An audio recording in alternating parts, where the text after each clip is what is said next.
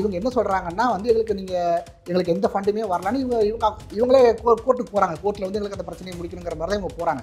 அதை போகும்போது அவர் தான் ஜட்ஜ் என்ன கேட்குறாரு அப்படின்னா, அவர் தான் தெளிவாக கேட்டார், எத்தனை வருஷமாக வந்தது, எப்போ இருந்து வரல, இது நீங்கள் எப்போ ஃபைல் பண்ணீங்க, போன வருஷம் வரைக்கும் நீங்கள் வாங்கியிருக்கிறீங்க, ஒரு வருஷமாக வரல, ஸ்கூல் 3ஆம் தேதி திறக்கும் போது நீங்கள் 20ஆம் தேதி மேலே வந்து நீங்கள் ஃபைல் பண்ணுறீங்க, இது எப்படி? இவங்க என்ன கான்வர்சேஷன்லாம் யாருக்கும் தெரியாது. இவங்க என்ன சப்மிட் பண்ணாங்க, அவர் என்ன கேட்டார், நான் சொல்கிறேன்ல, ஒரு வருஷமாக காசு வரல, 3ஆம் தேதி ஸ்கூல் ஆரம்பிக்கும் போது மே 20ஆம் தேதி மேலே தான் ஃபைல் பண்ணுறீங்க. 10 நாள் டிஃபரன்ஸில் தான் நீங்கள் ஃபைல் பண்ணிவிட்டு எனக்கு உடனடியாக இந்த கேஸ் எடுக்குன்னு சொல்கிறீங்க. அதனால தான் ஒரு அடுத்த ஸ்டேட்மெண்ட், சும்மா வந்து மக்கள்கிட்ட வந்து ஒரு பேர் எடுக்கணுங்கிறக்காக யார் காசு கொடுக்கல, நாங்கள் படிக்க வச்சுருவோம், அதை செஞ்சுருவோம், சும்மா ஒரு ஆர்டிஃபிஷியலாக சொல்கிறாங்க. உண்மையாக சொல்ல போனால் உங்களுக்கு எவ்வளவோ ஃபண்டு வருது. மாதம் மாதம் வந்து மகளிர் உதவி தொகையாக இருக்கட்டும், அந்த ஃப்ரீ இலவச பஸ் இருக்கட்டும், இதில் வந்து நீங்கள் காசு அள்ளி செலவு பண்ணுறீங்க. என்ன கேட்டால் நீங்கள் வந்து எஜுகேஷனுக்கு நீங்கள் சப்போர்ட் பண்ணலாம். இவர் என்ன சொல்லணும், இந்த 2000 கோடியில் தான் வந்து இத்தனை பேரை நாங்கள் படிக்க வைக்கணுங்கிற மாதிரி சொல்ல வரதெல்லாம் வந்து ஏற்றுக்கொள்ள முடியாது. ஏன்னா உங்களுக்கு ஃபண்டு மத்திய அரசுலேருந்து வர்ற ஃபண்டு எந்த ஃபண்டையுமே இவங்க ஒழுங்காக ப்ராப்பராக யூஸ் பண்ணதே கிடையாது. சரி, இவங்க என்ன பண்ணுறாங்க அப்படின்னு, என்ன நீங்கள் நாளை காலையில் படிக்கணுங்கிறது இவங்க தான் டிசைட் பண்ணுறாங்க. அது அந்த நிலைமைகள்லாம் வந்து பத்திரிகைகள் அதுலேருந்து வெளியே வரணும். ஏன்னா ஒரு மூத்த பத்திரிகையாளர் மணி அவரோட இது பார்த்தீங்கன்னா நிறைய சொல்லுவார். அவர் வந்து ஏற்கனவே பிஜேபிக்கு ஆப்போனன்ட் தான். அவர் வந்து டிஎம்கேக்கு ஒரு காலத்தை சப்போர்ட் பண்ணவர். அவர் என்ன சொல்கிறார் அப்படின்னா, இந்த ஊடக தரமுமே இன்ஃபர்மேஷன் அண்ட் கம்யூனிகேஷன் டெக்னாலஜி, அதில் வந்து கம்ப்யூட்டர் எஜுகேஷன் வந்து நீங்கள் கொடுக்கணும். அதாவது கம்ப்யூட்டர் எஜுகேஷன் எப்படி கொடுக்கணும்னா, தனிப்பட்ட ஒரு சப்ஜெக்டாக நீங்கள் கொடுக்கணும். ஆனால் நீங்கள் தனிப்பட்ட சப்ஜெக்டாக கொடுக்கணும்னு சொல்லி நீங்கள் ஃபண்டு வாங்குறீங்க. ஒரு 1000 கோடிக்கு, இது ஏற்கனவே அண்ணாமலை அவர்கள் பேசியிருக்கிறாரு, இதை 1000 கோடிக்கு மேலே உங்களுக்கு வந்து ஃபண்டு ரிசீவ் பண்ணுறீங்க. ஆனால் தமிழ்நாடு அரசு இவங்களுடைய திராவிட நாடுன்னு சொல்கிறீங்களா, திராவிட நாடு அந்த ஃபண்டு என்ன பண்ணுவீங்க, அது என்ன பண்ணாங்க அப்படின்னா, திமுகவோட பெரிய பலமே பார்த்தீங்கன்னா வந்து ஆசிரியர்கள் தான். இப்போ ஆனால் அந்த ஒட்டுமொத்த ஆசிரியர்களுமே வந்து ஜாக்டோஜியிலேருந்து எல்லாருமே ஆரம்பிச்சிட்டாங்க. இவங்க எல்லாருமே அகைன்ஸ்டாக தான் இருக்கிறாங்க. ஸோ கூடிய சீக்கிரத்தில் இந்த ஆட்சி கவிழுங்கிறது ஒரு சிறந்த எக்ஸாம்பிள் என்னென்னா, அவங்க ரோட்டுக்கு வந்து போராடும் போது இவங்களுக்கு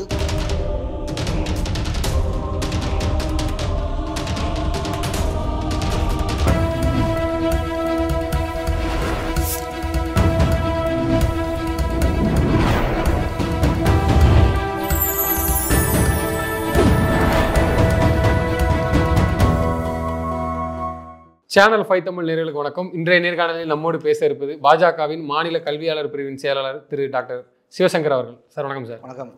சார், இப்போ இந்த மத்திய அரசு வந்து நிதி கொடுக்கல, கல்விக்கான நிதியை கொடுக்கலன்னு சொல்லிட்டு திமுக யாருக்குள்ளே கையெடுத்து பேசிட்டு இருந்தாங்க. இப்போ திரும்ப வந்து இப்போ கோடைக்கால விடுமுறையெல்லாம் முடிஞ்சு கோர்ட்டு வேற திறந்துட்டாங்க.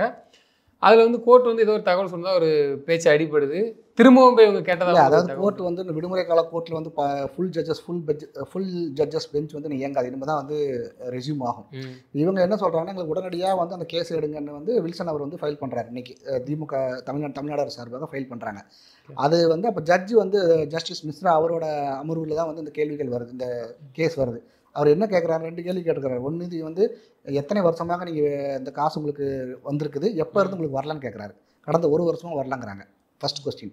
ரெண்டாவது கொஸ்டின் ரெண்டாவது கொஸ்டின் கேட்டால் வென் யூ ஹவ் ஃபைல்டு, நீங்கள் எப்போ அந்த கேஸை ஃபைல் பண்ணுறீங்கன்னு. மே 20 மேலே தான் இவங்க ஃபைல் பண்ணுறாங்க. இவர் என்ன சொல்கிறாருன்னா, நாங்கள் 3ஆம் தேதி எங்களுக்கு ஸ்கூல் ஆரம்பிக்க போகிறோம், ஸ்கூல் ஆரம்பிச்சோன்னா 48 லட்சம் குழந்தைகள் வந்து இந்த ஃபண்டை நம்பி தான் இருக்கிறாங்கிற மாதிரி இவர் கொண்டு வராரு. நீங்கள் அவர் கேட்ட கேள்வி என்ன, அவங்க என்ன சொல்கிறாங்கன்னா, இது உடனடியாக எடுக்க முடியாதுன்னு ஜஸ்டிஸ் சொல்லிட்டார். அசம்பிளிலே ஸ்டாலின் என்ன சொன்னார்னா, எங்கள் பிள்ளைங்க நாங்களே எங்கள் செலவு 2000 கோடி வேணாம் அப்படி ஒரு பேச்சு பேசிக்கிட்டாங்க. இப்போ திரும்ப வந்து கிண்டுதாங்கன்னா, அது என்னென்னா, சும்மா வந்து மக்கள்கிட்ட வந்து ஒரு பேர் எடுக்கணுங்கிறக்காக யார் காசு கொடுக்கல, நாங்கள் படிக்க வச்சுருவோம், அதை செஞ்சுருவோம், சும்மா ஒரு ஆர்டிஃபிஷியலாக சொல்கிறாங்க. உண்மையாக சொல்ல போனால் உங்களுக்கு எவ்வளவோ ஃபண்டு வருது. நீங்கள் மாதம் வந்து மகளிர் உதவி தொகையாக இருக்கட்டும், அந்த ஃப்ரீ இலவச பஸ் இருக்கட்டும், இதில் வந்து நீங்கள் காசு அள்ளி செலவு பண்ணுறீங்க. உருப்படியாக பல நல்ல நமக்கு அந்த இலவசங்கள் இந்த விஷயங்களுக்கு செய்யலாமா வேண்டாமாங்கிறது இவங்க கொள்கை முடிவு. என்ன கேட்டால் நீங்கள் வந்து எஜுகேஷனுக்கு நீங்கள் சப்போர்ட் பண்ணலாம். எஜுகேஷனுக்கு நீங்கள் இந்த அமௌண்ட்டை நீங்கள் சப்போர்ட் பண்ணலாம். இவர் என்ன சொல்லணும், இந்த 2000 கோடியில் தான் வந்து இத்தனை பேரை நாங்கள் படிக்க வைக்கணுங்கிற மாதிரி சொல்ல வரதெல்லாம் வந்து ஏற்றுக்கொள்ள முடியாது. ஏன்னா உங்களுக்கு ஃபண்டு மத்திய அரசுலேருந்து வர்ற ஃபண்டு எந்த ஃபண்டையுமே இவங்க ஒழுங்காக ப்ராப்பராக யூஸ் பண்ணதே கிடையாது. அதுக்கு நான் ஒரு சின்ன எக்ஸாம்பிள் சொல்கிறேன். இதே எஸ்எஸ்சி சமக்கர சிக்ஷா அபியான் திட்டத்தில் 11 அப்ஜெக்டிவ்ஸ் இருக்குது.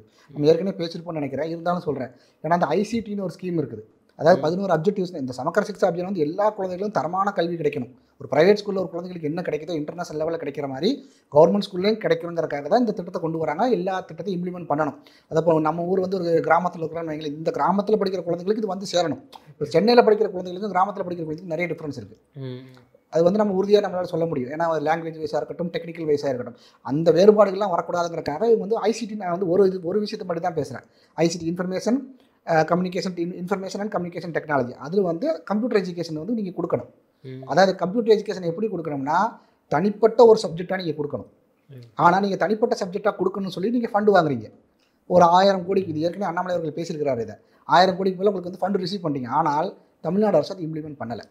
இவங்களுடைய திராவிட நாடுன்னு சொல்கிறீங்களா, திராவிட நாடு அந்த ஃபண்ட் என்ன பண்ணுவீங்க? அது என்ன பண்ணாங்க அப்படின்னா, அதாவது சயின்ஸோட சேர்த்து ஒரு பாகமாக இந்த ஐசிடி நடத்துகிறாங்க. அவங்க மாநில கல்விக்கு மாநில கல்வி சொல்கிறத விட இவங்களுக்கு என்னன்னா, அதை வந்து நீங்கள் முழுசாக, அதாவது ஐசிடிங்கிற தனி சப்ஜெக்ட் நீங்கள் தனியாக நடத்தணும்னு சொல்லி தான் ஃபண்டு வாங்குறீங்க. மற்ற மாநிலங்கள் கேரளாவாக இருக்கட்டும், நியர்பை ஸ்டேட்ஸ் எல்லாமே இம்ப்ளிமெண்ட் பண்ணுறாங்க. அப்போ ஒரு சப்ஜெக்ட் தனியாக படிக்கும்போது அந்த குழந்தைகளுக்கு முழு அறிவும் கிடைக்கும். ஒரு தனியாக நீங்கள் ஒரு ஸ்டாஃப் அசைன் பண்ணி நீங்கள் பண்ணும்போது. ஆனால் நீங்கள் தமிழ்நாட்டில் எப்படி பண்ணியிருக்கிறீங்க அப்படின்னா, அறிவியலில் ஒரு பகுதியாக 2 சப்ஜெக்ட் கம்பைன் பண்ணி மெர்ஜ் பண்ணி ஒரே சப்ஜெக்டாக கொடுக்குறீங்க. அப்போ அது எவ்வளோ டிஃபரன்ஸ் இருக்குது இதில். நீங்கள் அறிவியல் ஒரு சப்ஜெக்ட் தனியாக, இதனால அவங்களுக்கு என்ன லாபம்? யாருக்கு? திமுக. நீங்கள் தனியாக ஒரு ஐசிடி சப்ஜெக்ட் போட்டீங்க அப்படின்னா வந்து அதுக்கு நீங்கள் ஸ்டாஃப் அசைன் பண்ணணும்ல. ஆனால் ஸ்டாஃப்க்கு நீங்கள் சேர்த்து செஞ்சுருக்கணும், செய்யலை. பிரச்சனையே அங்கே தான் வருது. இதற்காக தான் வந்து நீங்கள் கம்ப்யூட்டர் சயின்ஸ் முடித்த ஆசிரியர்கள், அந்த பட்டதாரி ஆசிரியர்கள் வந்து ஒரு போராட்டம் கூட பண்ணினாங்க. 60,000 ஆசிரியர்களுக்கு மேல் வந்து இருக்கிறாங்க. அது நீங்கள் தற்காலிகமாக நீங்கள் வந்து நியமிக்கலை. அவங்களோட வாழ்வாதாரத்துக்கு எடுத்தது யாரும் நீங்கள் தான். ஏன்னா நீங்கள் ஃபண்டு வாங்கிட்டீங்க. நீங்கள் என்ன சொல்லி வாங்குறீங்க மத்திய அரசுக்கிட்ட? ஐசிடி ஸ்கீமான இம்ப்ளிமெண்ட் பண்ணுறேன்னு சொல்லி நீங்கள் ஃபண்டு வாங்குறீங்க. வாங்கினதுக்கப்புறம் நீங்கள் என்ன செய்யணும், அதுக்கு உண்டான ஆசிரியர்கள், அந்த லேப் செட்டப் நீங்கள் எல்லாமே பண்ணணும். அதுவும் பண்ணலை. நீங்கள் அப்படி செஞ்சுருந்தால் அந்த லேப் செட்டப் எல்லாமே நீங்கள் பண்ணியிருந்தீங்கன்னா, அந்த கிராமப்புற மாணவர்களுக்கும் அந்த கம்ப்யூட்டர் சயின்ஸ் நாலேஜ் சின்ன வயசுலேருந்தே ஒரு நகர்ப்புறத்தில் கிடைக்கக்கூடிய எல்லாம் ப்ரைவேட் ஸ்கூலில் படிக்கக்கூடிய எல்லாமே இவங்களுக்கு கிடைச்சிருக்கும். அதை நீங்கள் கெடுத்துட்டீங்க. அடுத்தது அதில் நீங்கள் தனியாக ஒரு சப்ஜெக்டாக நீங்கள் கொண்டு வரும்போது என்ன ஆகும் அப்படின்னா, அந்த 60,000 நியர்லி நான் சொல்கிறேன், ஒரு அப்ராக்சிமேட்டாக 60,000 ஃபேக்கல்ட்டிக்கு வந்து நீங்கள் வேலை கிடச்சிருக்கும். அவங்களோட குடும்பங்களுக்கு ஒரு வாழ்வாதாரம் கிடச்சிருக்கும். நீங்கள் ஃபண்டே வாங்கி இவங்களை வேலையிலே அமர்த்தாமல் நீங்கள் வந்து ஏற்கனவே இருக்க சப்ஜெக்ட் கூட ஒரு சப்ஜெக்ட் அடிஷனலாக நீங்கள் பண்ணுறது எந்த விதத்தில் நியாயம்? இது வந்து நான் சொல்கிறது ஒரு அப்ஜெக்டிவ் இம்ப்ளிமெண்ட் பண்ணுறதுக்கு இவங்க பண்ண அட்டூழியம். அப்போ நீங்கள் ஃபண்டு வாங்குவீங்க, எதையுமே ப்ராப்பராக பண்ண மாட்டீங்க. நீங்கள் கரெக்டாக செஞ்சுருந்தால் அந்த 60,000 குடும்பங்கள், தமிழ்நாட்டில் உள்ள குடும்பங்கள் வந்து உங்களுக்கு, நான் என்ன சொன்ன இன்னொரு பாசிட்டிவாக சொல்கிறேன். நான் என்ன சொல்ல வரேன்னா, அந்த 60,000 குடும்பங்கள் உங்களுக்கு ஓட்டு போடும்ல. நீங்கள் இப்படி வாங்க, நீங்கள் வந்து ஒரு பாலிடிக்ஸ் வெளியே நீங்கள் பாருங்கள். நீங்கள் 60,000 குடும்பங்கள் வந்து உங்களுக்கு ஓட்டு போட்டிருக்கும்ல. அவங்க யார் ரோட்டில் வந்து போராடுறாங்க? திமுகவோட பெரிய பலமே பார்த்தீங்கன்னா வந்து ஆசிரியர்கள் தான். இப்போ ஆனால் அந்த ஒட்டுமொத்த ஆசிரியர்களுமே வந்து ஜாக்டோஜியிலேருந்து எல்லாருமே ஆரம்பிச்சிட்டாங்க. இவங்க எல்லாமே அகைன்ஸ்டாக தான் இருக்கிறாங்க. ஸோ கூடிய சீக்கிரத்தில் அந்த ஆட்சி கவிழுங்கிறது வந்து ஒரு சிறந்த எக்ஸாம்பிள் என்னென்னா, அவங்க ரோட்டுக்கு வந்து போராடும் போது இவங்களுக்கு சப்போர்ட் பண்ண. ஏன்னா நீங்கள் எந்த வாக்குறுதியுமே நீங்கள் ஒழுங்காக நிறைவேற்றலை. நான் வந்து ஸ்பெசிஃபிக்காக இந்த எஸ்எஸ்சியை பற்றி பேசும்போது நான் ஸ்பெசிஃபிக்காக சொல்கிற காரணம், ஐசிடியை நீங்கள் கரெக்டாக இம்ப்ளிமெண்ட் பண்ணியிருந்தால், information and communication technology implement பண்ணியிருந்தால், ஒரு 60,000 ஆசிரியர்கள் பட்டதாரி கம்ப்யூட்டர் சயின்ஸ் அறிவியல், கணினி அறிவியல் படித்தவங்களுக்கு வந்து வாய்ப்பு கிடைச்சிருக்கும். அந்த வாய்ப்புக்கு எடுத்தது யாருன்னா நீங்கள் தான். இது என்ன ஒரு பானை சோட்டுக்கு ஒரு சோறு பதங்கிற மாதிரி ஒரு ஸ்கீமே, அது ஒரு அப்ஜெக்டிவே உங்களால் ஒழுங்காக இம்ப்ளிமெண்ட் பண்ண முடியல. ஆனால் நீங்கள் ஃபண்டு மட்டும் கேட்குறீங்க. அது எப்படி? அது இவ்வளோ நாள் கேட்காம இப்போ கேட்குற காரணம், நீங்கள் 3ஆம் தேதி ஸ்கூல் ஆரம்பிக்கும், இதை வச்சு நீங்கள் அரசியல் பண்ணுறீங்க. இவர் என்ன கேட்குறாருன்னா, அங்கே என்ன சொல்கிறாருன்னா, ஜூன் 3ஆம் தேதி எங்களுக்கு அட்மிஷன் ஸ்டார்ட் ஆயிடுச்சு, எங்களோட கல்வியாண்டு வந்து தொடங்கிருச்சு. அப்போ இத்தனை பள்ளி குழந்தைகள் வந்து பாதிக்கப்படுறாங்க, நீங்கள் உடனடியாக ஃபண்ட் ரிலீஸ் பண்ணுங்கன்னு சொல்லும்போது தான் அந்த திட்டத்தை ஏற்றுக்கிற பட்சத்தில் தான் அந்த ஃபண்டு வரும். அதுதான் வரும். ஆனால் இவங்க என்ன சொல்கிறாங்கன்னா வந்து, எங்களுக்கு எந்த ஃபண்டுமே வரலான்னு இவங்களே கோர்ட்டுக்கு போகிறாங்க. கோர்ட்டில் வந்து எங்களுக்கு அந்த பிரச்சனையை முடிக்கணுங்கிற மாதிரி தான் இவங்க போகிறாங்க. அதை போகும்போது அவர் தான் ஜட்ஜ் என்ன கேட்குறாரு அப்படின்னா, அவர் தான் தெளிவாக கேட்டார், எத்தனை வருஷமாக வந்தது, எப்போ இருந்து வரல, இதுக்கு நீங்கள் எப்போ ஃபைல் பண்ணீங்க? போன வருஷம் வரைக்கும் நீங்கள் வாங்கியிருக்கிறீங்க, ஒரு வருஷமாக வரல. ஸ்கூல் 3ஆம் தேதி திறக்க போது நீங்கள் 20ஆம் தேதிக்கு மேலே வந்து நீங்கள் ஃபைல் பண்ணுறீங்க. இது எப்படி? அதனால தான் வந்து இது வந்து அவசர கால இதை எடுத்துக்க முடியாதுன்னு அவர் சொல்ல காரணம் இதுதான். நீங்கள் ஃபண்டை வாங்கி கரெக்டாக இம்ப்ளிமெண்ட் பண்ணால் அது உங்களுக்கும் லாபம், அந்த குழந்தைகளுக்கு லாபம் தானே. அப்போ அந்த ஒரு என்ன சொல்கிறது, ஒரு இதில் ஒரு டிஃப்ரென்ஸ் வருது இல்லை? கிராமப்புறத்துலையும் படிக்கிற மாணவர்களுக்கும் ப்ரைவேட் ஸ்கூலில் படிக்கிற மாணவர்கள் இந்த டிஃப்ரென்ஸ் வருதா இல்லையா? ஒரு கல்வியாண்டாக இருந்தாலும் 2 கல்வியாண்டாக இருந்தாலும் அந்த ப்ரைவேட் ஸ்கூலில் படித்து வர குழந்தைங்களுக்கு வந்து அந்த 5th ஸ்டாண்டர்ட்லேருந்து பார்த்தீங்கன்னா அந்த கல்வி அறிவு வந்துகிட்டே இருக்கும். இப்போ நீங்களும் நானும் 5th ஸ்டாண்டர்ட் படிக்கிறீங்க, நீங்கள் ப்ரைவேட் ஸ்கூலில் படிக்கிறீங்க, நீங்கள் அந்த 6th ஸ்டாண்டர்ட் படிக்கும்போது உங்களுக்கு கம்ப்யூட்டர் சயின்ஸ் சப்ஜெக்ட் இருக்குது, நீங்கள் அந்த ஒரு சப்ஜெக்ட் தனியாக படிக்கிறீங்க. நான் வந்து அறிவியலும் கணினி அறிவியலும் சேர்த்து படிக்கும்போது இப்போ எனக்கு உங்களுக்கு நாலேஜ் டிஃப்ரென்ஸ் நிறைய வருமா இல்லையா? ஏன்னா நீங்கள் ஒரு சப்ஜெக்ட்டை முழுசாக தனியாக படிக்கிறீங்க, நான் வந்து 2 சேர்த்து, அறிவியலும் எனக்கு முழுசாக தெரியாது, கணினி அறிவியலும் எனக்கு முழுசாக தெரியாது. அப்போ உங்கள் ப்ரைவேட் ஸ்கூலில் எல்லா செட்டப்புமே இருக்குது. உங்களுடைய பேரண்ட்ஸ் வந்து, நான் சும்மா ஒரு எக்ஸாம்பிள் சொல்கிறேன், உங்களுடைய பேரண்ட்ஸ் வந்து ஒரு அப்பர் மிடில் கிளாஸ் ஃபேமிலியாக இருக்கலாம். உங்களால் வந்து அவங்களுக்கு வந்து உங்களுக்கு வந்து தேவையான எஜுகேஷனை கொடுக்க முடியும். ஒரு லோயர் மிடில் கிளாஸ் ஃபேமிலியாக இருக்கட்டும், கவர்மெண்ட் ஸ்கூலில் நம்பியிருக்க குழந்தைகள், அப்போ அந்த குழந்தைகளுக்கு இந்த இம்ப்ளிமெண்டேஷன் பண்ணலை அப்படிங்கிறதுனால அந்த 2 வருஷம் கேப் வர, அந்த கேப்பை நீங்கள் யார் நிவர்த்தி பண்ணுவீங்க? இதை நீங்கள் எப்படி மறுபடியும் கொண்டு வர முடியும்? இந்த குழந்தைகள் அடுத்து 7ஆம் கிளாஸ் வரும்போது நீங்களே 7ஆம் கிளாஸ் வருவீங்க. டிஃப்ரென்ஸ் இருக்குமா இருக்காதா? உங்களுக்கு தெரிஞ்ச இல்லை உங்களுக்கு சொல்லிக் கொடுக்கப்பட்ட விஷயங்கள் இந்த குழந்தைகளுக்கு கிடைச்சிருக்கா இல்லை? அது கிடைக்கணுங்கிறக்காகத்தானே இந்த திட்டத்தை கொண்டு வராங்க. ஐசிடி மழுங்கடிக்கப்படணும், இப்படிதான் இருக்கணும். நான் என்ன சொல்லேன்னா அது இப்போ அந்த 2 வருஷம் கேப் விழுது அப்படின்னா நீங்கள் 8ஆம் கிளாஸ் போகும்போது நான் 8ஆம் கிளாஸ் வர்றேன் அப்படின்னா நீங்கள் ப்ரைவேட் ஸ்கூலில் படிச்சு வந்து உங்களுக்கு எனக்கு டிஃபரன்ஸ் இருக்கலாம். அந்த டிஃபரன்ஸ்லாம் வரக்கூடாது, அந்த ஏற்றத்தாழ்வுகள் வரக்கூடாது. டெக்னாலஜி வைஸாக இருக்கட்டும், கல்வி அடிப்படையில் எல்லாருக்குமே சமமான கல்வி கிடைக்கணுங்கிறதுக்காக இதை கொண்டு வராங்க. அப்போ நீங்கள் கொண்டு வரும்போது நீங்கள் இப்படி இம்ப்ளிமெண்ட் பண்ணிங்கன்னா அது எப்படி? மற்ற ஸ்டேட்லாம் கரெக்டாக இம்ப்ளிமெண்ட் பண்ணுறாங்கல்ல, இப்போ நீங்கள் ஏன் பண்ண மாட்டேங்கிறீங்க? இப்போ நீங்கள் பண்ணாமல் ஒரு அப்ஜெக்டிவே நீங்கள் ஒழுங்காக பண்ணாமல் எங்களுக்கு ஃபண்டு மட்டும் வேணும், ஃபண்டு மட்டும் வேணுங்க எப்படி? அது ஜட்ஜ்மெண்ட் பின்னாடி தான் வரும். நான் வந்து இது எப்படி நடைமுறைப்படுத்தி இருக்கிறார்கள் அப்படிங்கிற சொல்ல வரேன். ஸோ இதை இப்படி எடுத்துக்கலாமா? திமுக வந்து வழக்காடு மன்றத்திலே போய் வெற்றி பெற்றுட்டோங்கிற ஒரு இதுல தான் இதையும் வந்து வம்படி. இவங்களுக்கு என்னன்னா நம்ம எந்த மாடல்ஸ் அது கிடைச்ச உடனே அவங்களுக்கு அது சந்தோஷம். அதாவது நிறைய இதில் பார்த்தீங்கன்னா ஜட்ஜ்மெண்ட் ஃபைனல் ஜட்ஜ்மெண்ட்லாம் வரவே இல்ல. தற்காலிகமாக தான் பெயிலில் வரதா இருக்கட்டும், இந்த ஸ்டாப் பண்ணுறதா என்கொயரி ஸ்டாப் பண்ணுறதா இருக்கட்டும், எல்லாமே தற்காலிகமாக தான் நடந்திருக்குது. ஆனால் இவங்களுக்கு என்னன்னா அதை வந்து பெருசாக ப்ரொஜெக்ட் பண்ணுறாங்க வெளியே. இப்போ இவங்க வந்து இதுக்கு முன்னாடி திராவிட மாடல் வென்று விட்டது. இப்போ நீங்கள் இன்னைக்கு இதை வந்து நீங்கள் இதாக சொல்ல முடியுமா? இதுக்கு அடுத்து நீங்கள் நாளைக்கு காலையில் பார்த்தீங்கன்னா அந்த ஜஸ்டிஸ் மிஸ்ரா பேசினதெல்லாம் விட்டுருவாங்க. அவர் பேசினது எல்லாத்தையும் விட்டுட்டு எங்களுக்கு கோர்ட் நிராகரிச்சிருச்சு, எங்களுக்கு ஃபண்ட் இல்லை, ஒன்றுமே இல்லை. இதை வச்சு பாஜக தான் ஜட்ஜே போடுறாங்க. அப்போ குற்றச்சாட்டு இல்லை, அதான் சொல்கிறேன். இப்போ இவங்களுக்கு ஃபேவராக வரல. இப்போ நாளைக்கு இது வந்து நடந்து இன்னைக்கு பேப்பரில் வந்திருக்கு. நீங்கள் நாளைக்கு காலையில் இந்த பேப்பரை பார்க்குறீங்க அப்படின்னா இவங்க என்ன கான்வர்சேஷன்லாம் யாருக்கும் தெரியாது. இவங்க என்ன சப்மிட் பண்ணாங்க, அவர் என்ன கேட்டார். நான் சொல்கிறேன்ல, ஒரு வருஷமாக காசு வரல, 3ஆம் தேதி ஸ்கூல் ஆரம்பிக்க போது, மே 20ஆம் தேதி மாரி தான் ஃபைல் பண்ணுறீங்க. 10 நாள் டிஃபரன்ஸில் தான் நீங்கள் ஃபைல் பண்ணிவிட்டு எனக்கு உடனடியாக இந்த கேஸ் எடுக்கணும்னு சொல்கிறீங்க. அதனால தான் ஒரு அடுத்த ஸ்டேட்மெண்ட் இதை வந்து அப்படி எடுக்க முடியாதுன்னு சொன்ன காரணம் தான். ஆனால் நாளைக்கு காலையில் இந்த நியூஸ் எல்லாம் பார்த்தீங்கன்னா இவங்க திருச்சி பயங்கரமாக எழுதுவாங்க. அதே இது இவங்களுக்கு ஃபேவராக வந்துருதுன்னு வைங்க, அதோட விளைவுகள் எல்லாம் பயங்கரமாக செலிப்ரேட் பண்ணுவாங்க. இப்போ இவருக்கு விழா கூட எடுத்தாங்க, ஸ்டாலின் அவருக்கு விழா கூட எடுத்தாங்க. அந்த கேஸ் இப்போ வந்து நமக்கு இன்னும் அடுத்த இதுமே தான் வரும். இப்போ வந்து கால் பண்ணி தான் வச்சுருக்காங்க. அது வந்து உங்களுக்கு ஒன்று அடுத்த இதுமே தான் வரும். அது வந்து ஃபுல் ஜட்ஜ்மெண்ட் நமக்கு வந்து வரல. ஸோ ஆனால் வந்து இவங்களுக்கு ஃபேவராக வரும்போது அதை எடுத்துக்கொள்கிற விதமாக இருக்கட்டும், இவங்களுக்கு எதிராக வரும்போது அதை வெளியே இவங்க காமிக்கிறது கிடையாது. வெளியே இவங்க காமிக்கிறதுங்கள விட தமிழ்நாட்டில் அது எந்த ஊடகங்களும் வெளியே கொண்டு வரது கிடையாது. இப்போ இன்னைக்கு இந்த விஷயங்கள் பார்த்தீங்கன்னா எங்கேயுமே வருது. ஆனால் இன்னைக்கு ஸ்டாலின் ஊடகத்தை ஃபுல்லாக வாங்கிட்டாருன்னு ஒரு ஒட்டுமொத்த அவ்வளோ ஊடகம் முக்கியமான ஊடகங்கள்லாம் கூப்பிட்டு வந்து மீட்டிங்கே நடத்தினாரு. அல்ல, இவங்க என்ன செய்யறாங்க, இவங்க என்ன பண்றாங்க அப்படின்னு என்ன நீங்க நாளை காலையில் படிக்கணுங்கிறது இவங்க தான் டிசைட் பண்றாங்க. அது அந்த நிலைமைகள்லாம் வந்து பத்திரிகைகள் அதுலேருந்து வெளியே வரணும். ஏன்னா ஒரு மூத்த பத்திரிகையாளர் மணி அவரோட இது பார்த்தீங்கன்னா நிறைய சொல்லுவார். அவர் வந்து ஏற்கனவே பிஜேபிக்கு ஆப்போனன்ட் தான். அவர் வந்து டிஎம்கேக்கு ஒரு காலத்தை சப்போர்ட் பண்ணவர். அவர் என்ன சொல்றாரு அப்படின்னா அந்த ஊடக தர்மமே இல்லை அப்படிங்கிறாரு. உங்களை பார்த்து யாருமே கேள்வியே கேட்கக்கூடாதுன்னு அவர் கேட்குறாரு. ஒரு காலத்தில் சப்போர்ட் பண்ணினவர் ஊடகம்ங்கிறது வந்து நடுநிலைமையாக இருக்கணும். ஆனால் நீங்கள் இவங்க தப்பு பண்ணுறாங்க, இவங்க மேலே ஒரு அலிகேஷன் வருதுன்னா அது எங்கேயுமே வெளியே கொண்டு வரக்கூடாது, வெளியே தெரிய விடக்கூடாதுங்கிற இந்த மதுரை இவர் ஒரு ஸ்டாலின் மதுரைக்கு போயிருந்தார்ல, அந்த ஒரு என்னது 48 வருஷம் கழிச்சு இவங்க ஒரு பொதுக்கூட்டத்தை வந்து மதுரையில் நடத்தினாங்க. அந்த கால்வாய் சேலை போட்டு மறைச்சாங்களே, அதை மாதிரி இவங்க வந்து எல்லா விஷயங்களையும் மறைக்கங்கிறதுக்காக தான் முயற்சி பண்ணுறாங்க. நீங்கள் 90 கோடி ஒதுக்கி அந்த திட்டத்துக்கு எதுவுமே பண்ணவே இல்லை. 2024 வந்து 90 கோடி ஒதுக்கின மாதிரி அந்த மூர்த்தி அவர் வந்து பேட்டி கொடுத்துருந்தாரு. சேலையை போட்டு மறைக்கிற அளவு தான் உங்களோட ஆட்சியோட லட்சணம் இருக்குது. அவ்வளோ கன்றாவியாக இருக்குது. உங்களுக்கு ஒரு நாள் வந்து அந்த இடத்த நீங்கள் கிராஸ் பண்ணி போகிறதுக்கு வந்து உங்களுக்கு ஸ்மெல் வரும்னு என்ன காரணமோ அதை மறைக்கிறீங்கன்னா, இப்போ அந்த பகுதியில் வாழ்கிற மக்களுக்கு அதை அவங்களோட நிலைமை நினச்சி பார்த்தீங்களா நீங்கள்? இதெல்லாம் வெளியே வராமல் இருக்கணுங்கிறது தான் வந்து, அதாவது அரசின் கவனத்துக்கு தெரிஞ்சு நடக்குதா தெரியாமல் நடக்குதான்னு நமக்கு தெரியல. ஒரு ஊடகங்கள் வந்து தைரியமாக பேசணும். ஆனால் ஊடகங்கள் இவங்களுக்கு சாதமாக ஒரு விஷயம் நடக்குதுன்னா அதை மட்டும் அன்றைக்கி எடுத்து பேசுகிறாங்க. அப்படி இருக்கக்கூடாது. அதை தான் வந்து மூத்த பத்திரிகைகள் மணி அவரும் பேசுகிறாரு.